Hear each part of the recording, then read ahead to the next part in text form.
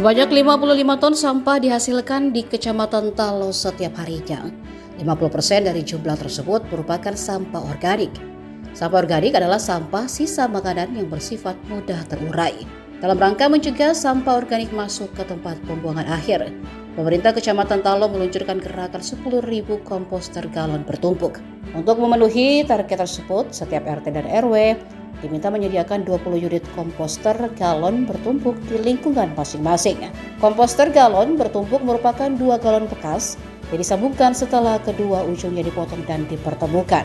Peluncuran gerakan tersebut dilaksanakan dalam rangkaian kegiatan jelajah sampah Kecamatan Talo, Jalan Ade Irma Nasution nomor 2 Makassar, Sabtu 18 Juli.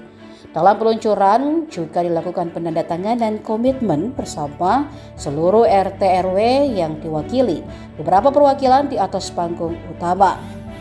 Penandatanganan itu turut disaksikan Camat Talo Andi Husni dan Kepala Dinas Lingkungan Hidup Kota Makassar Helmi Budiman. Sekretaris Kecamatan Talo Bau Aseng menjelaskan komposter galon bertumpuk akan menjadi tumpuan pengelolaan sampah organik warga di tingkat lingkungan. Ibu bisa dijelaskan Bu tadi gerakan 10.000 galon tumpuk itu apa maksudnya Bu?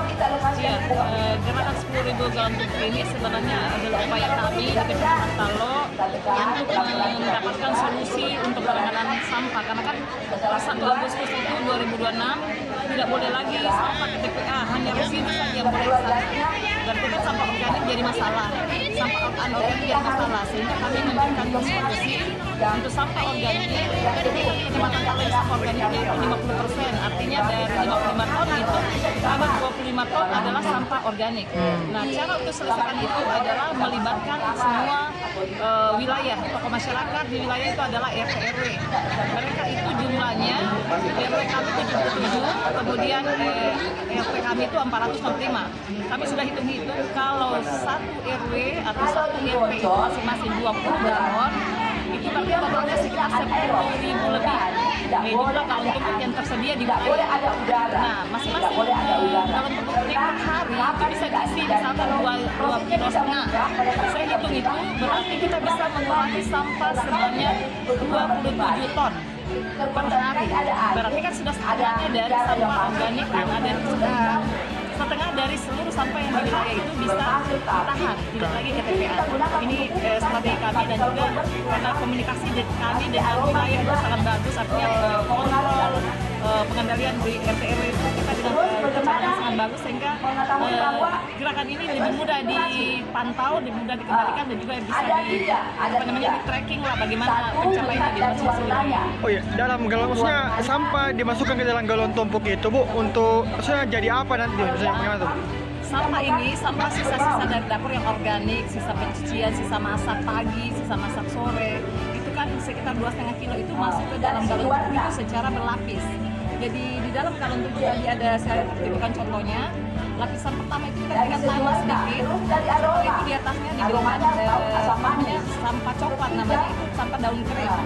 Nah, seperti itu tidak terlalu tebal, ya, tapi dia ada lapisan. Setelah itu masuklah sisa makanan. Sisa makanan hari itu 2,5 kilo dibentuk lagi dengan sampah kering lagi, kemudian dikasih lagi tanah sedikit lapisannya. Nanti di berikutnya hari kedua diisi lagi seperti itu, diisi lagi dengan salt yang dicampur, seperti yang di depan dijelaskan yang dicaca, dimasukkan, disusun lagi berlapis seperti itu atau menyusut. Jadi nanti karena itu kan berlapis ya. Galon pertama itu dia akan menahan padatannya. Kemudian cairannya itu akan turun ke bawah di galon kedua. Dan itulah menjadi POC, pupuk organik cair. Sementara yang di atas itu dia akan menjadi kompos. Dalam 10 hari sampah yang masuk itu.